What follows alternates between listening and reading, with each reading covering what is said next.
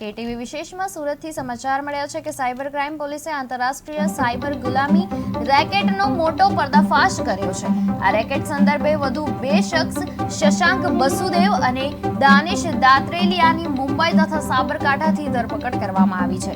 બંને મુખ્ય આરોપીના એજન્ટ હોવાનું બહાર આવ્યું છે અને અત્યાર સુધીમાં કુલ 6 આરોપીઓની ધરપકડ થઈ ચૂકી છે, જ્યારે મુખ્ય સૂત્રધાર નિપેન્દરે ભારત ઉપરાંત પાકિસ્તાન, શ્રીલંકા, બાંગ્લાદેશ અને ઇથોપિયાના નાગરિકોને મ્યાનમાર મોકલી સાયબર ગુલામીમાં ધકેલ્યા હોવાનો ખુલાસો પણ થયો છે।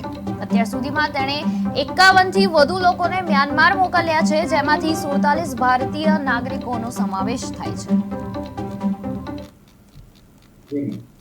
સાયબર સ્લેવરીની રેકેટમાં સુરત સાયબર ક્રાઇમ સેલે હવે બીજા 2 આરોપીઓને ઝડપી પાડ્યું છે। અગાઉ અમે લોકોએ 4 આરોપીઓને ધરપકડ કરી હતી। એ 4 એજન્ટ તરીકે કામ કરતા હતા। હવે જે 2 આરોપીઓને ધરપકડ કરવામાં આવેલ છે એમાં પહેલાનું નામ છે શશાંક સક્સેના।